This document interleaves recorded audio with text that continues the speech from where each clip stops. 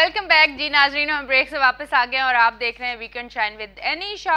और अब जो हमारे साथ, क्योंकि पहला सेगमेंट हमारा ख़त्म हो चुका है और अब हमारे दूसरे गेस्ट जो हैं वो हमारे साथ मौजूद हैं, तो मैं उनसे आपको मिलवाती हूँ। हमारे साथ हमारे शो पे अक्सर हमारे साथ होते हैं और बहुत अच्छे तरीके से हर इशू पे बात करते हैं, तज्ज़ियाकार हैं। ताहिर रिजवी साहब तो आज भी हमारे साथ हमारे शो पे मौजूद हैं, उनको वेलकम करते हैं। अस्सलाम वालेकुम, कैसे हैं सर? अल्लाह का शुक्र। अच्छा जी, हमारे जो दूसरे गेस्ट हैं वो chairman Jacob Javed welfare trust से हैं, उनका नाम है जी जैकब जावेद। अस्सलाम वालेकुम, कैसे हैं आप? ठीक है। अच्छा, मैं पहला सवाल आपसे करूंगी और फिर मैं इस तरफ आऊंगी। अच्छा जी, सबसे पहले तो मुझे आपसे जो पहला सवाल करना है, क्योंकि वो हॉट इशू इस टाइम है, सिर्फ कराची पाकिस्तान का नहीं, पूरी दुनिया भर में। आपको पता है कोरोना की वजह से ये जो वबा आई है ये पूरी दुनिया में आई है और ये एकदम से आई है। कोई तैयारी होती है ना कि कोई अगर आप पे चीज़ मुसल्लत की जाती है या अचानक आती है तो आप उसकी तैयारी की भी होती है आपने। जिस तरह से आपका जो काम है वो नर्सिंग जो है, नर्सेस प्रोवाइड करते हैं जो बीमार लोग होते हैं उनको घरों में। तो ये जो कोरोना आया है इसके लिए भी आप जो है नर्सेस जो है जिन लोगों को चाहिए अवेलेबल करते हैं उनको? जी, मेरी तरफ से तमाम लोगों को अस्सलाम वालेकुम। और ये बड़ा अच्छा आपने क्वेश्चन किया जी। ये जो हम नर्सेज वगैरह प्रोवाइड करते हैं जी, अब एज ए जहाद के तौर पे ये काम कर रही होती हैं, अपनी ज़िंदगी ख़तरे में डाल के ये काम कर रही होती हैं। तो हम इनको सलूट पेश करते हैं। जो भी पैरामेडिकल स्टाफ हमारे पास काम कर रहा है या हॉस्पिटल में काम कर रहा है, ये बड़ी उनकी अज़मत को हम सलाम कर रहे होते हैं।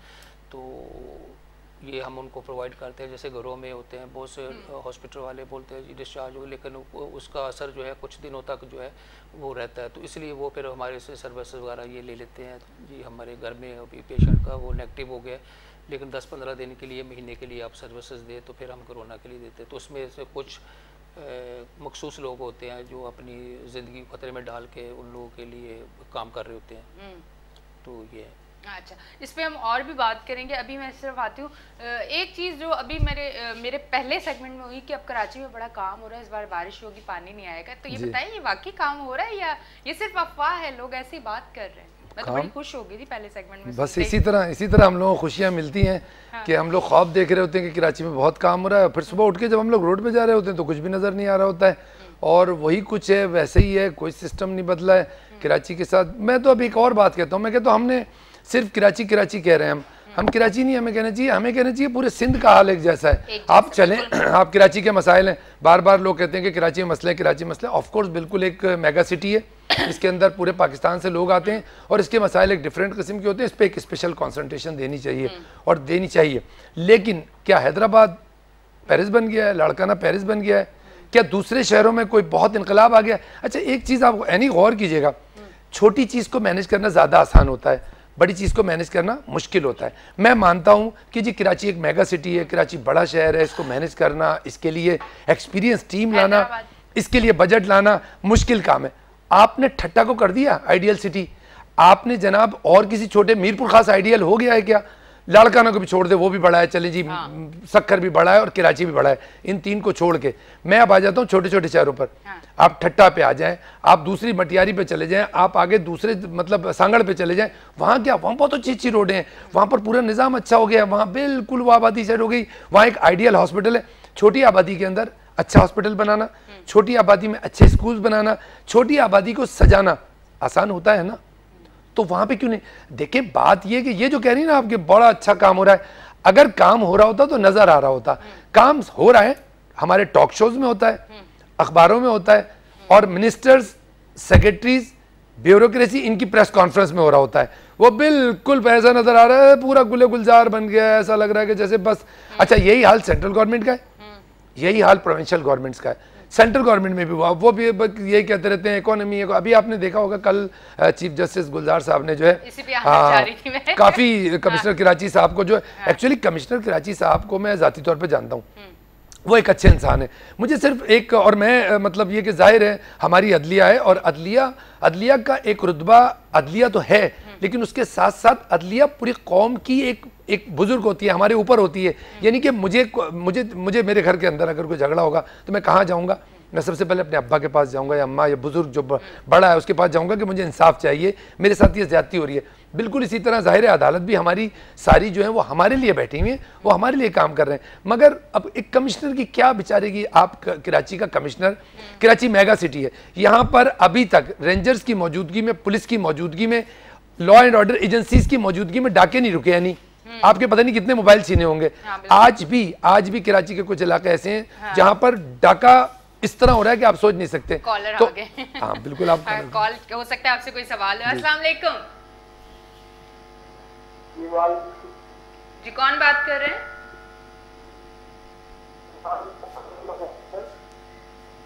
आवाज आपकी ठीक नहीं आ रही, मुझे बहुत कम आ रही है आपकी आवाज। टीवी का वॉल्यूम बंद कर दें अगर आपने उसकी वजह से प्रॉब्लम हो रहा है। जी बोले, क्या कहना चाहेंगे? जी आपका शो बहुत अच्छा है। बहुत शुक्रिया, बहुत शुक्रिया। और कोई हमारे गेस्ट से कोई सवाल करना चाहें? लेकिन बात ये है कि आपका शो बहुत अच्छा है, आप भी बहुत खूबसूरत है। बहुत शुक्रिया जी, बहुत शुक्रिया, थैंक यू वेरी मच, आपने कॉल की। जी हम इस तरफ ही आते हैं। जी कराची की बात हो रही थी। देखिए बेसिकली मसला ये है कि बहुत अच्छी कोशिश है, लेकिन उन्होंने कमिश्नर साहब को जो कहा, तो कमिश्नर बहुत लिमिटेड उसके अख्तियार होते हैं। जिस शहर में रेंजर पुलिस की मौजूदगी में, मैं कह रहा था, डकैतियाँ काबू ना आएँ, और मतलब ये जो बिल्डर माफिया है कि 80 गज के मकान पर 5 मंजिलें बन रही हैं, वहाँ पर एक कमिश्नर क्या करेगा? इसकी मिसाल ये, मैं एक मिसाल दे रहा हूँ कि अगर अदलिया के निज़ाम के लिए रजिस्ट्रार को बुला के और कहा जाए कि तुम क्या कर रहे हो, तो एक्चुअली स्टेक होल्डर सारे बुलाए जाए। मैं चीफ जस्टिस साहब से अपील करूंगा कि वो कराची के बारे में बहुत कुछ करते हैं और काफ़ी उनकी पॉजिटिव सोच है, वो स्टेक होल्डर को बुलाएं, सबको बुलाकर, और फिर उसके बाद सबसे पूछे ना, ताकि पता तो चले कि आखिर ये प्रॉब्लम है कहाँ। एक कमिश्नर क्या करेगा? कुछ नहीं कर सकता। सो कराची मेगा सिटी है, इसके लिए बहुत कॉन्सेंट्रेशन एक और यूनिफॉर्म पॉलिसी और कांस्टेंट पॉलिसी की जो चलती रहे। ये ना हो कि ये गवर्नमेंट तो करी, अब इस गवर्नमेंट के 2.5 साल है, ठीक है जी, 1100 अरब का एक पैकेज आ रहा था, वो कहीं मुझे हवा में भी नजर नहीं आ रहा, अब तो वो कहाँ है? वो 1100 में 11 रुपए भी अभी तक नहीं आए हैं, सारे बैठे थे। और फिर उसके बाद ये तो एक कांस्टेंट पॉलिसी, और स्टेक होल्डर्स बैठे, और कराची के बारे में नहीं, पूरे पाकिस्तान के बारे में सोचे। बिल्कुल जी। अच्छा, एक चीज और मुझे ये बताएं कि आपके कितने सेंटर कराची में कायम? हमारा एक ही है। अच्छा। तो डिफेंस फेज 2 में वाक़ है, तो हम उसी से ऑपरेटिंग कर रहे हैं पूरे कराची को। अच्छा, ओल्ड एज होम भी आपका था या है, या अभी फिर से आप चाह रहे हो स्टार्ट करना, उसके बारे में थोड़ा सा बताएं। कोरोना की वजह से फिर हमने जो पेशेंट थे वो हमने लेने, जो बड़े बुजुर्गों को ज़्यादा हो जाता है, तो इसलिए हमने अभी स्टॉप किया हुआ है। जैसे भी कोरोना की वबा अल्लाह ताला खैर करे, तो फिर उसके बाद फिर हम दोबारा स्टार्ट करेंगे। अच्छा, अभी आपने कोरोना की वजह से स्टॉप किया, मतलब जब पिछले साल कोरोना आया तो आपने तभी स्टॉप कर दिया? हाँ, पिछले साल। अच्छा, एक चीज़ और बताएं, ये जो होम नर्सिंग जो कोर्सेज होते हैं, शॉर्ट कोर्सेज, ये भी आप करवाते हैं? जी ये भी करवाते हैं। तो ये शॉर्ट कोर्सेज कितने मंथ के होते हैं या कितने दिनों के? ये थोड़ा सा हमारे देखने वालों को बता दें अगर कोई करना चाहे। एक तो 1 मंथ काम करवाते हैं, जैसे बेरोज़गार आते हैं हमारे पास बहुत से, जो आजकल इशू है बेरोज़गारी का, तो हम उनको थोड़ा स्किल फॉर्म करते हैं, उनको हमारे इंस्ट्रक्टर रखे हुए हमने, तो वो उनको ये नर्सिंग के हवाले से उनको कैसे पेशेंट को उठाना है, कैसे बिठाना है, कैसे करवट दिलानी है, कैसे वॉशरूम लेके जाना है, कैसे व्हील चेयर पे घुमाना है, तो वो सारी उनको ट्रेनिंग दी जाती है। तो वो एक 1 मंथ का जो एक ऐसे कुछ भी नहीं पड़ा हुआ, बिल्कुल मतलब अंगूठा छाप भी तो चलेगा? वो भी हम उसको भी वो एज ए अटेंडेंट के तौर पे, एज ए वार्ड बॉय के तौर पे हम उनको जॉब प्रोवाइड करते हैं, फिर उसकी 20 से 25 हज़ार रुपये सैलरी। मतलब ट्रेनिंग के बाद आप अपने पास जॉब पे रख लेते हैं। अच्छा, जो बच्चे अभी अगर हमें देख रहे हैं, क्योंकि बेरोजगारी तो आपको पता है बहुत ही ज़्यादा हो गई, और अब तो कुछ ज़्यादा ही हो गई है, तो अगर कोई बच्चे अगर आना चाहें, ट्रेनिंग लेना चाहें, और उसके बाद एक ये अच्छी चीज़ हो जाएगी कि जॉब भी मिल जाएगी उन बच्चों को, तो क्या तरीक़ेकार होगा? उसके लिए वो ऑफिस आए हमारे, तो ऑफिस का नंबर आप वो नोट कर लीजिए, हमारी वेबसाइट है jacobjaved.org। अच्छा, jacobjaved.org। ठीक है जी, नोट कर लें, jacobjaved.org। जिन बच्चों को ट्रेनिंग लेनी है, जो बच्चियां दोनों ना, तो ट्रेनिंग लेना चाहते हैं, शॉर्ट कोर्सेज के बाद वहीं आपको इंशाल्लाह जॉब भी मिल जाएगी, मसला भी हल हो जाएगा। ये तो बड़ी अच्छी चीज़ है, बहुत अच्छी चीज़ है। मतलब जो लोग परेशान हुए हैं, क्योंकि केसेस भी आप देखें, वो एक केस पे भी हम बात करते हैं, शायद आपकी भी नज़र से गुजरा होगा। कोई पिछले दिनों मैंने सोशल मीडिया पे एक बच्चा ही कहूँगी, क्योंकि मुझे तो देखते ही बच्चा फील होता है कि कोई 22-23 साल का लड़का सा था, और लालू की लियाकताबाद की बात है कि वो उसको जॉब नहीं थी और वो इतना परेशान हो गया इस चीज़ को, उसने अपने ऊपर इतना तारी कर लिया कि पहले वो स्मोकिंग करता रहा, सामने उसने वीडियो बनाई, फिर अपने ऊपर पेट्रोल डाला, आग लगा दी। अब यकीन करें वो वीडियो आज मैंने इतने दिनों से देखी पर मेरी आंखों से वो हटती ही नहीं है। ये सब मतलब बेरोजगारी की वजह से एक जवान बच्चा जिसके इतने ख्वाब होते हैं, फिर उसके क्या, उसके माँ बाप के उसके लिए कितने ख्वाब होते हैं। तो उसके लिए आप क्या कहेंगे कि बेरोजगारी दिन ब दिन बढ़ती जा रही है, ये अवाम के लिए क्यों नहीं कोई काम हो रहा, और ये ज़्यादा और ज़्यादा बड़ी तो क्या हो सकता है? यानी दो चीज़ें करनी होंगी जो बुनियाद है, जो सबसे पहले करनी होगी। कुछ नहीं होगा अगर आप कुछ भी कर लें, वो ये पहले इंसाफ की फराहमी, दूसरे करप्शन। जिस दिन करप्शन रुक जाएगी, बेरोजगारी उस दिन ख़त्म हो जाएगी। हमारे यहाँ करप्शन ने पूरे मुल्क के सिस्टम को तहबाला करके रख दिया है।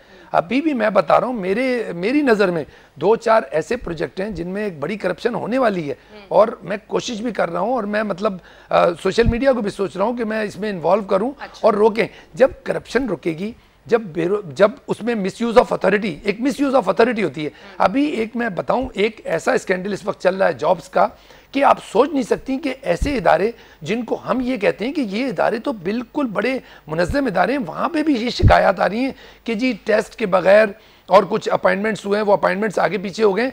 तो किस तरह आप बेरोज़गारी ख़त्म करेंगे जब तक कि आप अपने सिस्टम को नहीं बनाएंगे? अभी आपको सबसे पहले सिस्टम बनाना पड़ेगा, आपको करप्शन को ख़त्म करना पड़ेगा, ब्यूरोक्रेसी में वो लोग लाने पड़ेंगे जो सिंसियर हों। यहाँ पर हालत ये कि सेक्रेटरी या कोई भी बड़े लोग जो होते हैं वो अपने एयर कंडीशन कमरों में बैठ के पूरा शहर और पूरा सूबा चला रहे होते हैं। पहले ज़माने में रात को बादशाह घरों से निकल जाते थे और भेस बदल कर वो ट्राई कर रहे होते थे कि देखें हमारी रियाया क्या कर रही है। यहाँ पर हमारे यहाँ सेक्रेटरी, हमारे यहाँ मिनिस्टर्स को एक रिपोर्ट जाती है, वो अपने कमरे में बैठ के देख रहे होते हैं, अच्छा यहाँ ये हो गया, हमने ये प्रपोजल बनाया है, हमने ये। जो चीज़ें ड्राइंग रूम में होती हैं, ड्राइंग रूम एक काम के लिए होता है, बातचीत के लिए, डाइनिंग रूम होता है चाय पीने के लिए, काम होता है फील्ड में। आपको फील्ड में जाना पड़ता है, जो भी है जिसको भी काम करना है, ये बैठे हुए ये काम करते हैं, फील्ड में जाते होंगे, फील्ड में जाना पड़ता है। तो जब तक हम अपने पूरे स्ट्रक्चर को ओवरऑल नहीं सही करेंगे, नहीं अभी ये एनजीओस के हवाले से बात हो रही थी, एक मैं इनसे बात भी करूंगा, आपसे भी करूंगा। आपने एनजीओस का नाम सुना होगा, ठीक है ना, बहुत सुनते होंगे, मेरे पास भी व्हाट्सएप पे बहुत आता है, ये एनजीओ रमजान आ रहा है, ये कर दीजिए, ये कर दीजिए। आपने कभी ऐसा कोई इदारा सुना कि जो एनजीओस को मॉनिटर करता हो, जो एनजीओस को रजिस्टर्ड करता हो, जो एनजीओस की एक्टिविटीज को मॉनिटर करता हो? जैकब साहब के बारे में मैं नहीं कहूंगा, लेकिन ऐसे ऐसे एनजीओस हैं हमारे यहाँ कि जो नाम एनजीओस का है और काम सारे वो उल्टे सीधे कर रहे हैं, तो उनको मॉनिटर। जब तक आपका मॉनिटरिंग सिस्टम, आपका ब्यूरोक्रेसी का सिस्टम, आपका गवर्नेंस का सिस्टम ये सही नहीं होगा, ये मसाइल आपके 50 साल भी खत्म नहीं होंगे। अच्छा, एनजीओस की भी तो रजिस्ट्रेशन तो होती है? जी बिल्कुल, मैं कह रहा हूँ मॉनिटरिंग, यानी कि एक एनजीओ बन गया, अब एनजीओ को कौन मॉनिटर करता है? आज तक कभी आपने सुना कि किसी इदारे ने एनजीओ को देखा हो? कोई एनजीओ अगर अच्छा काम नहीं कर रही है तो उसके ऊपर कोई ऐसा शो कॉज हुआ हो, इतना पैसा लग भी रहा है, ये भी तो, या बहुत से एनजीओ ऐसे भी लोगों ने बना लिए जो प्रॉपर नहीं है, जो काम नहीं कर रहे प्रॉपर। इस पे और बात करेंगे, बड़ा एक मुझे 2-4 लोगों ने पूछा, यार ये बताओ मतलब कि कुछ अकाउंट में अगर इतने लाख आ जाए तो वो सुना बड़े कॉल्स आना शुरू हो जाती है। मैंने कहा पता नहीं यार, मुझे तो इन बातों का इतना पता नहीं है, पर इस टॉपिक पे जरूर बात करेंगे कि लोगों के जहनों में ये भी बड़ा खौफ बसा हुआ है कि आपके अकाउंट में भारी अमाउंट भी नहीं आना चाहिए। इस टाइम सीधे लोग भी फंस रहे हैं, सफेद पोश लोग भी बेचारे कुछ और लोगों की वजह से फंस रहे हैं कि ये आए कहाँ से। इसकी वजह ये है, इसकी वजह ये है कि हमारी टोटल इकोनॉमी जो है ना, उसका 50% ब्लैक इकोनॉमी है। ब्लैक इकोनॉमी में आप अपनी चीजों को छुपाते हैं। यानी मैं मिसाल दूंगा भी आपको कि जैसे शौकत तरीन साहब हैं, उनका आजकल केस बड़ा हॉट हुआ है। वो एक अच्छे ईमानदार और बेहतरीन बिजनेसमैन है, वो top of the level businessman है, लेकिन उनका भी आ रहा है। क्यों आ रहा है? कि ये इकोनॉमी ऐसी है, इसके अंदर किसी बिजनेसमैन को उठा के देखें, कुछ ना कुछ उसके नाम पे निकल आएगा, उसके खाते में कुछ ना कुछ निकल आएगा। क्योंकि इस ब्लैक इकोनॉमी को मैं अकेला, आप या ये, हम लोग वाइट नहीं कर सकते, हम इसको सीधा नहीं कर सकते। सीधा करना है सीधे वालों को, सीधा करने वालों को किसको? एफबीआर को करना है। इसको जो स्टेक होल्डर्स हैं उनको करना है। उन्होंने कभी इस तरफ तवज्जो नहीं दी कि हम ब्लैक इकोनॉमी को जरा सीधा करें, उसके बाद देखें कोई किसी के अकाउंट में पैसे आएंगे, कोई डरेगा ही नहीं। किसी का आप कैश नहीं लेंगे, आप कहेंगे नहीं जी मेरे अकाउंट में डाल दें पैसे। कोई ये खाम एक हवा बनाया हुआ है कि जी अकाउंट में पैसे डालेंगे तो ये हो जाएगा, इसलिए कि ब्लैक इकोनॉमी की वजह से जो 50% लोग डरते हैं और लोग कैश में ज़्यादा ट्रांजैक्शन करते हैं और अपनी जो ऑफिशियल ट्रांजैक्शन उससे बचते हैं। ठीक है जी। अच्छा, एक चीज़, क्योंकि आज जो एक आजकल चीज़ है, हम लोग पहले यूनिवर्सिटी, कॉलेज और स्कूल्स में जाते थे सिर्फ पढ़ाई के लिए, कि हम एजुकेशन के लिए जाते थे कि हम अपना फ्यूचर जो है वो बनाएंगे। पर अब जब हम यूनिवर्सिटी और कॉलेज में जाते हैं तो हम तो नशों पे लग जाते हैं, और नशा इतना ज़्यादा आम हो गया कि हर गली के कोने पे आपको मिल रहा है। यहाँ तक कि जहाँ जो इदारे जहाँ हमें तालीम लेनी है वहाँ हम तालीम नहीं, वहाँ हम नशों के लिए जा रहे होते हैं। ये सारी चीज़ें तो है और ये ढकी छुपी नहीं है। अच्छा, मैंने सुना है कि आप नशा, जो लोग नशा करते हैं, ये उनसे नशा छुड़वाने के लिए भी एक सेंटर कायम करने जा रहे हैं, उसके बारे में थोड़ा सा बताएं। देखें, ये जो नौजवान है ये हमारे मुल्क का सरमाया है। बिल्कुल। तो सबसे पहले तो इनको सेव करना है। तो आजकल जो है हर गली में, हर कूचे में यही चल रहा है, कोई मुख्तलिफ़ किस्म के कॉलेज, यूनिवर्सिटी से बचपन से बच्चों को शुरू कर देते हैं। तो इसमें कोई ऐसा पाकिस्तान में कोई ऐसा सख्त कानून नहीं है। हालांकि बाहर के मुल्कों में तो बहुत, सऊदीया वगैरह में तो बहुत स्ट्रॉन्ग कानून है, तो लेकिन पाकिस्तान में मेरे ख्याल में कोई कानून नहीं है।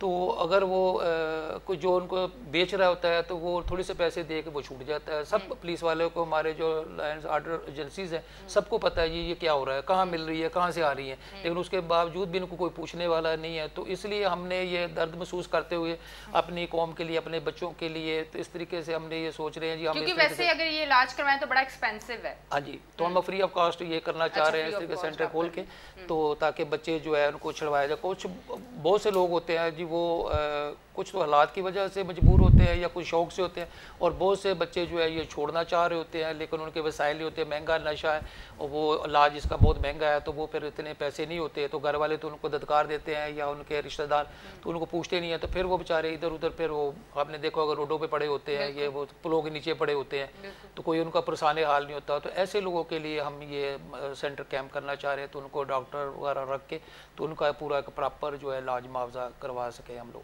अच्छा, वो सेंटर अभी आप कायम करने जा रहे हैं, और कोई मतलब आप फ्री ऑफ कॉस्ट कोई भी कुछ भी आप चार्ज नहीं करेंगे, और ये बहुत अच्छी चीज़ है। क्योंकि वैसे कुछ लोग नज़र में है जिन्होंने इलाज करवाया तो बड़े अच्छे खासे अमाउंट में करवाया। अच्छा, ये ज़रूरी नहीं है, कुछ लोग नशों में, एक और चीज़ है नशे का, सर आप भी थोड़ा सा इस पर बात कीजिएगा। एक तो नशे में जो हाई क्लास लोग हैं वो शौक में लगते हैं कि भाई स्टाइल है, ठीक है, उनका वो स्टाइल होता है नशे का।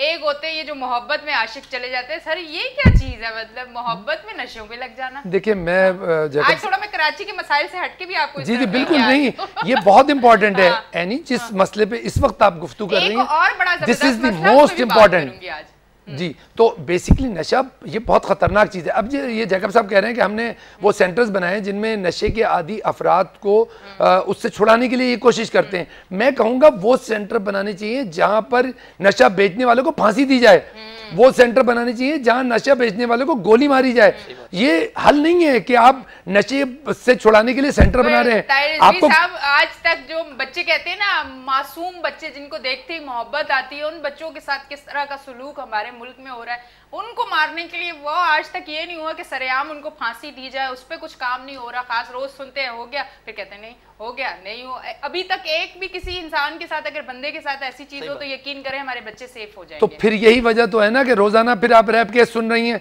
रोजाना एक रैप केस सुन रही हैं। वज़ीर-ए-आज़म साहब ने एक जुमला कह दिया, उस पर लोग सोशल मीडिया पे काफी मतलब उस पर तनकीद हो रही है, बट देखिए हकीकत तो हकीकत है ना, हो रहे हैं ना केसेस। जिस दिन आप शुरू करेंगे सजाएं देना, उस दिन ख़त्म हो जाएगा। मैं आपको बताऊं, अभी लास्ट मेरा ख्याल है कि शायद 2 साल पहले मुझे मेरे बच्चे के स्कूल से फ़ोन आया कि जी वो अपना डिफेंस में स्कूल है, तो वहाँ पर हम बुला रहे हैं माँ बाप को कि माँ बाप बच्चों पे नज़र रखें, नशे बहुत ज़्यादा शुरू हो गया। और बहुत ज़्यादा, मैं उस मीटिंग में मैं गया तो वो माँ बाप से सवालात कर रहे थे, तो मैंने उनसे, स्कूल वालों से कहा कि जी आप अपना मैकेनिज्म ऐसा रखें कि हर महीने, 2 महीने पे, 3 महीने पे आप रैंडमली टेस्ट कराएं बच्चों के, जो पता चले कि कौन नशा कर रहा है। क्योंकि शायद एक कुछ ऐसे नशे हैं जिनका शायद 1 हफ्ते तक असर रहता है, कुछ का 15 दिन तक रहता है। तो वो जो प्रिंसिपल थे वो कहले नहीं जी ये हमारा काम तो नहीं है, ये तो जनाब आपको। मैंने कहा जी आप ऐसा करें, ऐसा मैकेनिज्म कर दें कि वो फीस में आप पैसे ऐड कर दें जो उसके टेस्ट के पैसे हैं। देखिए, मैं अगर अपने बच्चे को कहूँगा बेटा ज़रा चलो आगे तुम्हारा लेबोरेटरी में टेस्ट कराता हूँ, मुझे खुद कहते हुए अच्छा नहीं महसूस होगा और बच्चा खुद बहुत बुरा फील करेगा कि पापा आप कैसी बात करें। लेकिन अगर ये स्कूल में रूटीन में डाल दी जाए कि जी हर बच्चे का 1 हफ्ते में टेस्ट होगा, तो मतलब कोई जो नशा करता है और जो नहीं करता है उनको इक्वल बिल्कुल माहौल मिले। बच्चे अच्छी चीज़ों का और बुरी चीज़ों का जल्दी असर लेते हैं। अगर हम एक बच्चे को टारगेट बनाएंगे, ह्यूमिलेट करेंगे उसे कि नहीं जी ये तो नशा कर रहा है, इसका टेस्ट, जब टेस्ट होने लगेगा, चेकिंग होने लगेगी, तो उसमें जो बच्चे नशा करते हैं वो भी छोड़ देंगे कि यार टेस्ट होता है कहीं पकड़े ना जाए, हम रैंडम टेस्ट करें। अचानक एकदम क्लास में आज 5 बच्चों का टेस्ट है, आज 2 का है, आज एक खौफ बैठ जाएगा कि टेस्ट होता है। जब आप ये नहीं करेंगे, आप रोकने का, आप 100 सेंटर बना दें, कोई फायदा नहीं होगा।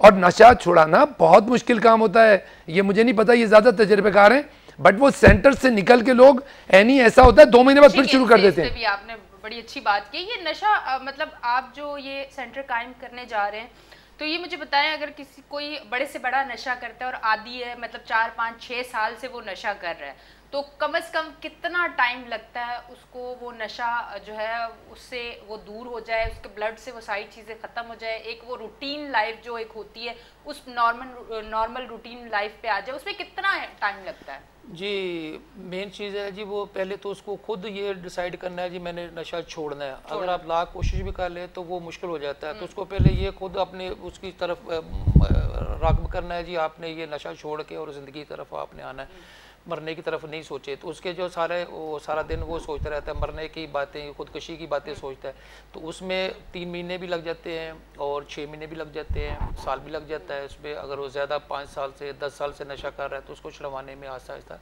वो छूटता है। इस तरीके से एकदम से नहीं छूट सकता वो, तो फिर हम उसको जॉब वगैरह प्रोवाइड करेंगे ताकि वो फिर अपने पाँव पे खड़ा एक अच्छा मुआशरे में एक अच्छा शहरी बन सके।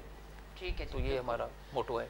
अच्छा, आज मैं एक और टॉपिक पे बात करना चाह रही हूँ, क्योंकि आज मौका मिल ही गया ना बात कर लूँ। मैं टाइम भी साथ देखूँ, ब्रेक का भी टाइम आ जाता है ना, तो नहीं अभी नहीं आया। अच्छा, मैं एक इस चीज़ पे बात करना चाहूँगी, सोशल मीडिया जो है बहुत एक्टिव है जी। अच्छा, उसका मैं तो ये चाहती हूँ कि जो भी लड़कियाँ, मैं लड़कियों की बात करूँगी, लड़कों की नहीं करूँगी, क्योंकि मैं अपने उस पर बात करूँगी ताकि अगर कोई बुरी बात भी सुनने को मिले तो सिर्फ मुझे सुनने को मिले, कि पॉजिटिव यूज़ करें।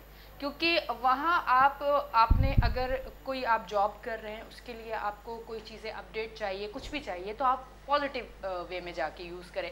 पर जब हम पॉजिटिव वे में नहीं करते, हम दूसरी तरफ जाते हैं, तो फिर उसके नुकसानात भी होते हैं। अब एक नुकसान पे मैं ज़रूर इस पे बात करना चाहूँगी, जो बहुत सारे लोगों के साथ और लड़कियों के साथ हो चुका है, कि आपकी फेसबुक, इंस्टा और बहुत सारे, मैं तो सिर्फ फेसबुक ही यूज़ करती हूँ, उस पर आपकी दोस्तियाँ हो जाती हैं, फिर आपको एक रिश्ता बन जाता है, फिर मुलाकातें हो जाती हैं, तस्वीरें आगे पीछे हो जाती हैं, फिर उसके बाद ब्लैकमेलिंग होती है।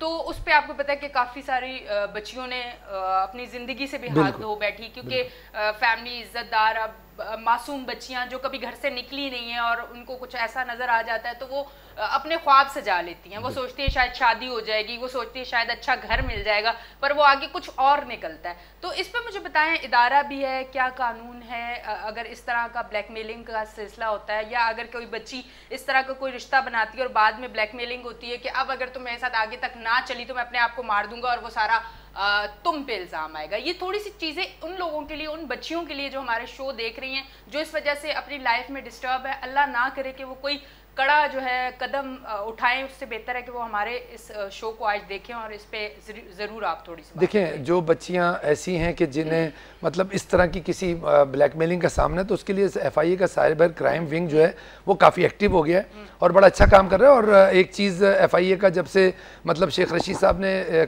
मिनिस्ट्री संभाली है तो FIA में काफ़ी अच्छी चीज़ें भी हो रही हैं। तो ये है मौजूद इसका सिस्टम, लेकिन ऐसी नौबत क्यों आए? बिल्कुल सबसे बड़ी बात ये, ऐसी नौबत क्यों आए? आप सोशल मीडिया को इस्तेमाल करें अपनी जहनी सलाहियतों को बढ़ाने के लिए, आप सोशल मीडिया को इस्तेमाल करें आप अपनी पढ़ाई में, अपनी कॉलेज की सपोर्ट के लिए।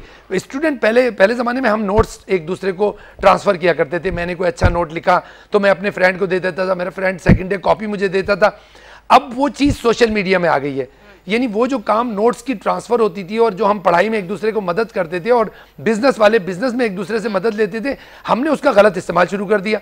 व्हाट्सएप इसलिए नहीं है कि जी आप बैठे हुए सारे दिन बॉयफ्रेंड और गर्लफ्रेंड खेलते रहें, व्हाट्सएप इसलिए कि आपने अगर अपने स्कूल में एक सबक पढ़ा है और आप उसके लिए कोई डिस्कस करना चाहते हैं, आप ग्रुप डिस्कशन करना चाहते हैं, तो आप उसको उसमें यूज़ करें। आपकी एज अभी ये नहीं है। खासतौर पे हमारे यहाँ लड़कियाँ बेचारी बहुत, यानी आजकल की लड़कियाँ भी बहुत मासूम है और लड़के भी मासूम है, ये कहूँगा मैं दोनों को। वजह ये है कि जो एक चला है ना चक्कर, एक सोशल मीडिया और जो ये मीडिया और ये जो बहुत आज़ादी और बहुत ज़्यादा जो एक ग्लैमर दिखाया जाता है, ख़ास तौर पे जो मैंने सुना है, मैं ड्रामे नहीं देखता लेकिन मैंने सुना है ड्रामों में भी बहुत अजीब सा कल्चर दिखाया जा रहा है, तो उस कल्चर की वजह से वो चीज़ें डेवलप हो जाती हैं। अभी मैंने 2-3 दिन पहले एक देखा, वहाँ पर यही मसला था कि वो लड़का, मैंने वहाँ पे उन्होंने मुझे बुलाया कि जी आप थोड़ा सा बताएं ये बच्ची जो है ना, मैंने कहा देखो भाई, आप उससे जो भी आपका फ्रेंड है, आप बजाय ये कि उसके साथ घूमो ये करो, आप उससे कहो जी प्रॉपर तरीके से आप रिश्ता भेजें, आप माँ बाप को रिश्ता भेजें, उसके बाद आपकी शादी हो जाएगी। आप फ़ोन पे ज़रूर बात करो, लेकिन ये जो घूमना फिरना और ये सिस्टम है, ये आजकल किसी का पता नहीं है, आपको बहुत केयर करनी पड़ती है। दूसरी बात ये कि कैमरा जब से आया है और जब से ये चीज़ें आई हैं, आप कहीं जा रहे हैं वहाँ भी आपकी वीडियो बन जाती है, वहाँ भी आप मतलब गैर महसूस तरीके से भी आपकी वीडियो बन जाती है, ज़रूरी नहीं कि कोई बना रहा हो। तो ऐसी चीज़ों से ख़ास तौर पर बचना चाहिए। माशरे में ये चीज़ वाकई बहुत ख़तरनाक हो गई है कि बच्चियाँ बेचारी समझती हैं कि ये बहुत मुखलिस है, और वो कहीं ना कहीं कभी दोस्त बहका देते हैं, कभी कुछ हो जाता है, कभी वो सोचता है कि यार शादी तो मुझे इससे करनी नहीं है, तो मुझे टाइम पास करना है। जब ये चीख चिल्लाएगी तो मैं कहूँगा देखो खामोश होकर बैठ जाओ। इन चीज़ों पे बहुत केयर करने की ज़रूरत है, बहुत समझदारी की ज़रूरत है, वरना ये केसेस इसी तरह बढ़ते रहेंगे। और किसी के साथ इतनी जल्दी ट्रस्ट नहीं करना चाहिए। ये फ़ौरन जो ट्रस्ट होता है ना कि कल मुलाकात हुई, परसों सलाम हुआ, एक मैसेज गया, दूसरा गया, कल मिल रही हो ना, ये नहीं होना चाहिए। पहले परखें, देखें, उसको बाकायदा पूरी स्टडी करें उसकी। इतना आसान नहीं होता ये ट्रस्ट, ये रिलेशन, ये इतने आसान काम नहीं होते कि 2 दिन में बन जाएंगे और बस उसके बाद जनाब आप आंख बंद करके उसके साथ जाएं और घूमें और फिरें। So this is not good. हाँ बिल्कुल, हमारे पास अभी ब्रेक है। अच्छा नाज़रीन, ये आज मैंने इस टॉपिक पे सोचा था कि कभी भी मुझे मौका मिला मैं ज़रूर थोड़ी सी बात करूँगी उन बच्चियों के लिए, उन लड़कियों के लिए, उन लड़कों के लिए भी जो मुझे देख रहे हैं, जो सोशल मीडिया पे आके आपको मोहब्बत हो जाती है। वैसे ज़्यादातर बेवकूफ़ जो बनती हैं वो लड़कियां बनती हैं। मैं इसलिए ये बात कर रही हूँ क्योंकि मैं खुद एक हूँ, तो मैं इसलिए बोल रही हूँ कि अगर कुछ बुरा भी सुनने को मिला तो मुझे ही सुनने को मिलेगा, मैं किसी लड़के के लिए नहीं बोल सकती हूँ। लड़की बहुत जल्दी बेवकूफ़ बनती है, बहुत जल्दी भरोसा करती है और उसके बाद वो पूरी अपनी दुनिया सजा लेती हैं, क्योंकि उनको लगता है अब तो हमारी शादी हो जाएगी, अच्छा घर मिल जाएगा, हमारी तो ज़िंदगी संवर जाएगी। ये नहीं पता होता ज़िंदगी संवर नहीं रही, कोई एक आध अच्छा निकलता है, वरना आप यकीन करें सारे फेक लोग हैं। अगर आप ऐसा कोई रिलेशन बनाते हैं तो अपने घर वालों की इज्जत खराब करते हैं। खुदारा ऐसा कोई चीज़ ना करें। मैसेंजर तो पहली बात है, मैं डाउनलोड करने का मैं कहती हूँ कीजिए ही ना, उसको बिल्कुल डाउनलोड ना करें, क्योंकि मैसेंजर होगा तो मैसेज आएगा कहीं ना कहीं, तो आपने फिर जवाब दे ही देना है, तो उसको बिल्कुल ना डाउनलोड करें और कोशिश करें इन चीज़ों से बचें। और जो लोग इन चीज़ों में, जो बच्चियाँ फंस चुकी हैं, तो हमारा इदारा है, वहाँ आप जाएं, वहाँ आप कंप्लेन करें।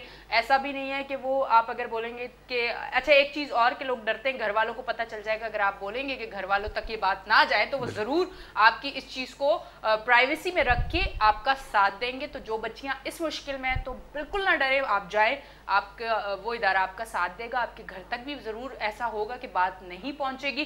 कोई आपको इस तरह की ब्लैकमेलिंग कर रहा है कि मैं खुद को मार लूँगा, तुम पे इल्ज़ाम आ जाएगा, तुम अंदर चली जाओगी, तो ये भी आप जाके कंप्लेन कर सकते हैं, क्योंकि कोई जोर ज़बरदस्ती आपको अपने साथ नहीं रोक सकता। एक चीज़ मैं ऐड ऑन करूँगा यानी इसमें, देखिए हमारे माशरे में और ख़ास तौर पे हमारे जो इस्लाम में लड़की को तो राइट दिया है। माँ बाप को भी अगर कोई लड़का पसंद है तो वो आगे पहले पूछेंगे कि तुम्हें इससे शादी हम कर रहे हैं, तुम्हें पसंद है या नहीं है। तो हमारे यहाँ तो राइट दिया हुआ है, अगर आपको कोई पसंद है लड़का, आपकी अंडरस्टैंडिंग होगी तो आप फिर माँ बाप को उसमें डालें, क्योंकि माँ बाप अगर जब आ जाते हैं बीच में तो आपके रिश्ते भी मजबूत होते हैं, आपकी चीज़ें भी अच्छी हो जाती हैं। आप अकेले सारा खेलने की कोशिश नहीं करें। बच्चे इतनी अकल नहीं होती उनमें कि वो बहुत अकलमंदी से चीज़ों को हैंडल करें। दोनों को चाहिए, लड़का और लड़की दोनों अपने माँ बाप को, अपने बड़ों को अंडरस्टैंडिंग मिले, उसके बाद देखें और कोई बुरी बात नहीं है, फिर उसके बाद शादी करें वो। ठीक है जी, बिल्कुल। अब मैं बड़ी जज्बाती होकर ना ब्रेक ही छोड़ दी और मैं बात करना शुरू होगी। ब्रेक का टाइम है, ब्रेक लेते, कहीं ना जाए, लेते एक छोटी सी ब्रेक, मिलते हैं ब्रेक के बाद।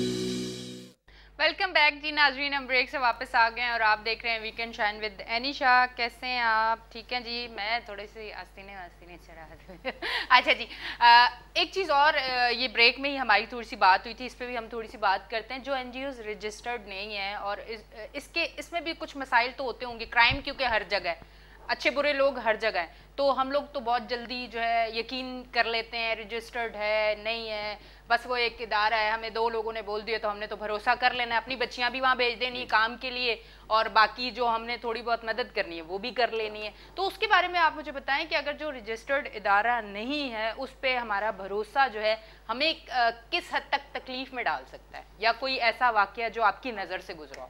नहीं, हमारी नज़र में तो यानी बहुत से वाक़यात हैं ऐसे, अगर आपको बताने शुरू कर दें, कोड करना शुरू कर दें वो तो फिर वो टाइम गुजर जाएगा। हाँ। तो मैं तमाम लोगों से रिक्वेस्ट कर रहा हूँ, जो भी ये नाम नहाद लोग जो काम कर रहे हैं, हमारे वाली सर्विस दे रहे हैं, ये NGO चला रहे हैं, तो उनको बाकायदा वहाँ पे अपनी बच्चियों को या बच्चों को वहाँ पे भेजें जो बाकायदा रजिस्टर्ड हैं और बाकायदा उनको ऑफिस वगैरह है जो काम कर रहे होते हैं। तो अभी चलते फिरते साथ वो जी फ़ोन किया जी फ़लाँ जगह आ जाओ जॉब के लिए, तो वहाँ पे भेज दिया, कल को वो अल्लाह ना करे कोई वहाँ पे लेके जाकर उसके साथ रेप वगैरह हो जाता है, कोई मसला मसाइल हो जाता है, तो कौन जिम्मेदार है? तो माँ बाप तो ये समझे शायद हमारी बच्ची ड्यूटी के लिए गई है, जॉब के लिए गई है।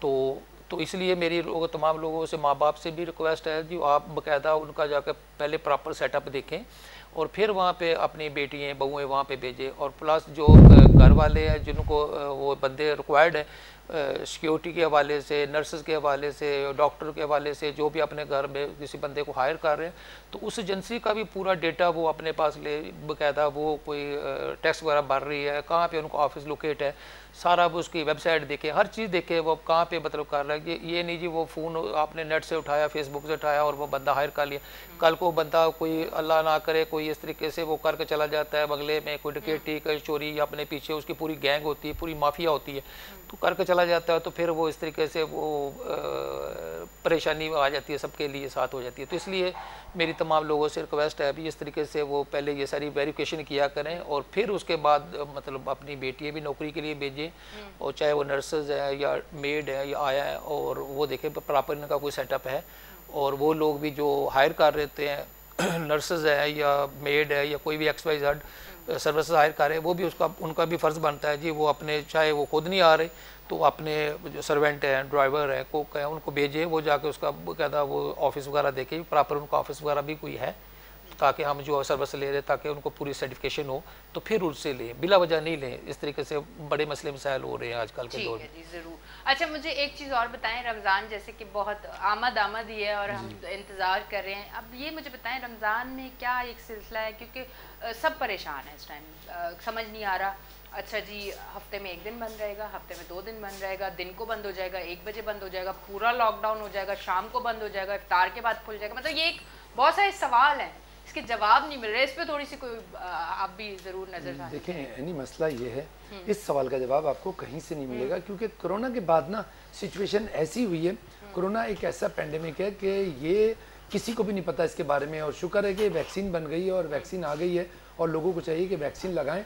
और इसमें अभी हम कुछ नहीं कह सकते, जाहिर है अकॉर्डिंग टू सिचुएशन, यानी अगर कहीं पे कोरोना फैल गया है या किसी इलाके में ज़्यादा है तो उसको अचानक बंद करना पड़ेगा, ऑफ कोर्स वहाँ पे टाइमिंग कम करने पड़ेंगे। वहाँ पर हमें अगर वजह क्या है, वजह ये कि हम आप अभी भी देखें, आप वो किसी ज़माने में थोड़ा सा SOPs पे लोग अमल दरामद कर रहे थे, मास्क शुरू हो गए थे, आज आप देखें आज फिर दोबारा मार्केटों में लोग उसी तरह हुजूम की शक्ल में जो है वो जा रहे हैं, आ रहे हैं, मास्क नहीं पहन रहे। और बल्कि कोई अभी एक शादी हुई है, मैं वहाँ गया कुछ तकरीबन महीने पहले, तो वहाँ एक हॉल के अंदर कोई मेरा ख्याल है 400 लोग तो होंगे, और जब वो खाना खुला तो जाहिर है उस पर प्रेशर पड़ा, और शायद मैं और शायद मेरी फैमिली मास्क लगाई हुई थी, बाकी मेरा ख्याल है आधे % लोग भी नहीं लगाए हुए थे और बिल्कुल चिल थे। तो जब हम इस सिचुएशन में चलेंगे तो फिर कोई भी दिन कोई भी इलाका लॉकडाउन हो सकता है, आपके लिए प्रॉब्लम्स हो सकती हैं।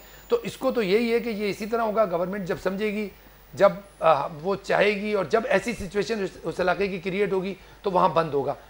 हमें चाहिए ये कि हम गैर ज़रूरी आने जाने से परहेज़ करें, गैर ज़रूरी तकरीबात से परहेज़ करें।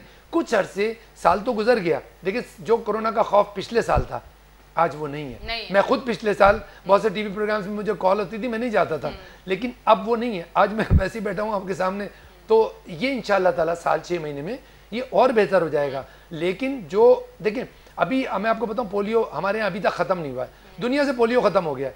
मैं एक कंट्री जाना था मुझे, तो मैंने वीज़े के लिए अप्लाई किया, तो उन्होंने कहा पोलियो का सर्टिफिकेट लाएं। तो मैं बाहर था पाकिस्तान से, तो मुझे बाकायदा उस कंट्री में हॉस्पिटल में जाके पोलियो वैक्सीन करानी पड़ी, तब उसके बाद मुझे वीज़ा मिला। जब हम पोलियो पे आज तक काबू नहीं पा सके हैं, तो हम कोरोना पे कैसे अभी हमें वैक्सीन भी होनी है। अभी हमारा मुल्क, मतलब हमारे मुल्क की तो मुसीबत ये कि कोरोना ने हमारी इकोनॉमी को तो बहुत ही ज़्यादा झटका दिया है, क्योंकि हम पहले ही गरीब थे, हमें और ज़्यादा मसाइल हुए हैं, बेरोज़गारी हुई है, बहुत सारी चीज़ें। तो कोरोना ना सिर्फ हमारे जिस्मानी सेहत के लिए ज़रूरी है, बल्कि हमारी जो इकोनॉमी की सेहत है ना, उसके लिए भी ज़रूरी है कि हम कोरोना से बचें, वरना हम और पीछे चले जाएंगे। तो ये अपसेट रहेगा, इसके लिए प्रोटेक्शन आप नहीं कर सकते। कोई भी इलाका किसी दिन बंद होगा और किसी दिन चाहिए ये कि अगर आप जा रहे हैं, आपको 1 महीने का आप अपना ग्रोसरी वगैरह पहले से लेके रख लें, चीज़ों को एक मरतबा बार बार जो मार्केट में जाते हैं, बार बार जो हम छोटी छोटी चीज़ों आप थोड़ा सा मैनेज कर लें, मैनेज करेंगे प्रेशर कम हो जाएगा। जब प्रेशर कम होगा तो फिर ये बीमारी भी और आपके काम भी मैनेज होंगे। अच्छा, एक चीज़ और मैं बात करना चाहूँगी कि ये जो है, ये तो सारा सिलसिला है ना कि कभी भी किसी भी जगह बिल्कुल हो सकता है, तो वो ज़रूर हो सकता ये कभी भी हो जाएगा। कराची बड़ा कंट्रोल्ड है ये इससे, कोरोना से इतना फैला नहीं है। बजाय अगर आप पंजाब देखें तो कहते हैं पंजाब में बहुत ज़्यादा आगे, इसी वजह से स्कूल भी काफ़ी देर से बंद है और वहाँ केसेस बहुत ज़्यादा है। यहाँ अभी माशाल्लाह बड़ा कंट्रोल है, अभी इतना ज़्यादा कोई सिलसिला नज़र नहीं आ रहा।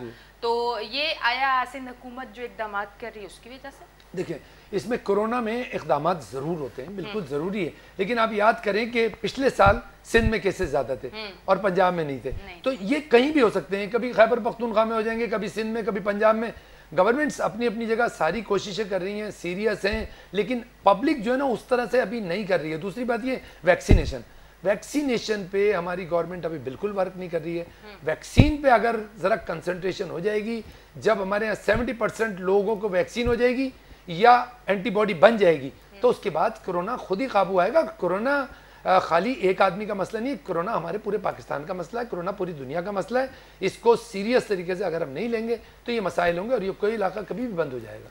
ठीक है जी। अच्छा, मुझे एक और बताएं कि आप जो कोरोना के लिए भी नर्स जो है वो प्रोवाइड करते हैं, अगर किसी को चाहिए तो उसके लिए आप जो ट्रेनिंग उनको दे रहे हैं, तो उसके लिए आप मतलब क्या जो लाजिम चीज़ें हैं जो उनको करनी है अपनी सेफ्टी के लिए, वो क्या चीज़ें हैं?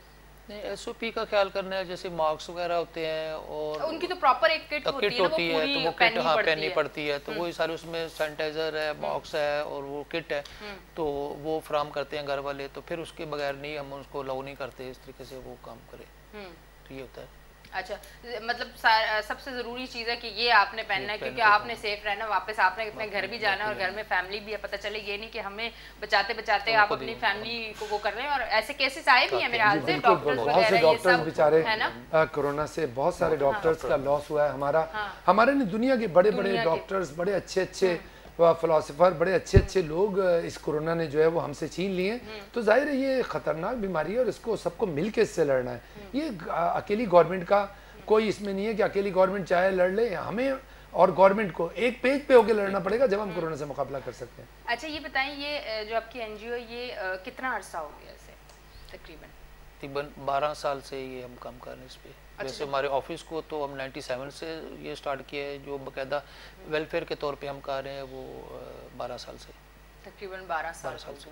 तो 12 साल जब आपने स्टार्ट लिया तो क्या मुश्किलात आपको पेश आई या बड़ी आसानियाँ और रास्ते खुलते गए, जो जो चाहते गए वो उसी तरह होता गया? नहीं, देखें वो तो यानी सब वो मुश्किल होता है, कोई भी टारगेट अचीव करना, मुश्किलात तो रहती हैं, अभी भी है। तो लोग वो चीज़ लोगों में आस्ता आस्ता वो जो चीज़ है वो इंसानियत, तो वो ख़त्म होती जा रही है। हर काम में चीट फ्रॉड, तो इस तरीके से बड़े मसले मसाइल हैं। तो ये चीज़ें मतलब वो आदमी को हमें वो फेस करनी पड़ती हैं ये चीज़ें सारी। अच्छा, ठीक है।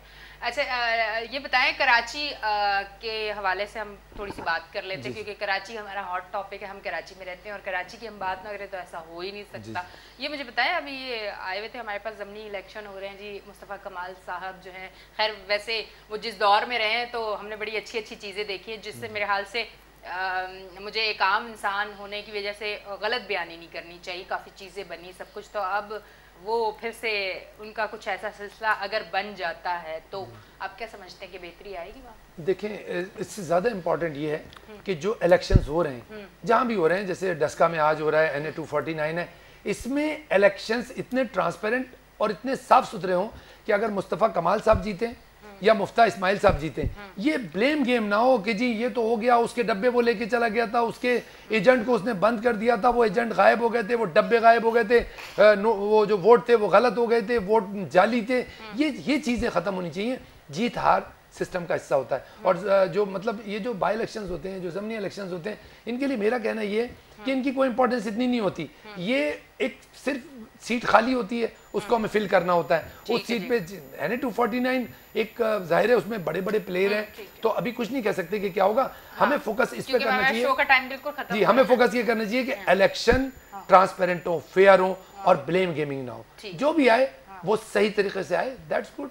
हाँ, आप लास्ट में क्या कहेंगे, क्योंकि हमारे पास शो का टाइम जो है वो बिल्कुल 1 से 2 मिनट रह चुके। किसके हवाले से? कोरोना के हवाले से? कोरोना के हवाले से कहें, कोई भी मैसेज देना चाहें हमारे नए जो बच्चे हैं जिनको आप ट्रेनिंग देना चाहें या उनको जॉब की फैसिलिटी देना चाहें, क्योंकि और या इसके अलावा भी आप कोई मैसेज देना चाहें तो आप दे तो पहले तो मैं ये अपने हवाले से ही बात करूँगा। जो हमारी वेलफेयर ट्रस्ट के जी, वो जो बेरोज़गार बच्चे बच्ची हैं हमारे पास आना चाहते हैं ट्रेनिंग के लिए, वो आएँ तो हमारे दरवाजे खुले हैं उनके लिए 24 घंटे। तो हमारा ऑफिस है डिफेंस फेज़ 2 में। तो वेबसाइट तो मैंने आपको बता दिया, www.jacobjaved.org।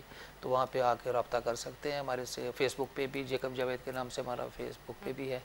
तो बाकी कोरोना के हवाले से ये मैं मैसेज देना चाह रहा हूँ तमाम कौम को, तो वो SOP का ख्याल करें और मास्क वगैरह, सैनिटाइज़र वगैरह वो लगाएं और बिला वजह घर से ना निकलें, काम के सिलसिले में निकलें। ठीक है जी, बहुत बहुत शुक्रिया आप हमारे शो पे आए। थैंक यू वेरी मच, आप हमारे शो पे आए। और जी नाज़रीन, आपने आज का भी हमारा शो देखा, यकीनन आपको पसंद आया होगा। सैटरडे संडे 2 दिन बड़े हसीन आपके बनाने के लिए मैं सुबह सुबह आ जाती हूँ। बस मैं बोलती हूँ हफ्ता इतवार अपना नींद ख़राब होती, कोई मसला नहीं, आपका दिन अच्छा हो जाना चाहिए। मजाक कर रही थी, चेहरे पे मुस्कुराहट अगर मेरी एक बात से आ जाए तो क्या बात है, ये भी बड़ा एक अच्छा अमल है। तो मेरी कोशिश होती है कोई एक ही अच्छी सी बात कर जो जाते जाते। खैर, अपना बहुत ख्याल रखिए। कहते हैं ना, इंसान गलती का पुतला है। अगर गलती किसी से हो जाए तो कोशिश करें कि माफ़ करना सीखें, चाहे वो आपकी फैमिली से हो, आपके रिश्तेदार हो, आपके दोस्त हो, आपके पड़ोसी हो, या कहीं आप काम करते हैं। तो कोशिश करें कि इतनी जगह ज़रूर रखें कि अगर कोई गलती करता है तो उससे माफ़ ज़रूर कर लें। दिल में कोई चीज़ अगर आप रखते हैं तो वो बुग़्ज़ बनता है, और दिल में कोई ऐसी चीज़ नहीं रखनी चाहिए, माफ़ कर देना चाहिए। तो आज हमारे शो का टाइम जो है यहीं तक था और अब ख़त्म हो चुका है जी। कल इंशाल्लाह मैं फिर आऊँगी, इतवार का दिन, संडे का दिन हसीन खूबसूरत बनाने के लिए। आप देखेंगे वीकेंड शाइन विद एनिशा। अभी तक के लिए इतना ही। अपनी होस्ट एनिशा को दे इजाज़त, कल मिलेंगे। अल्लाह हाफ़िज़।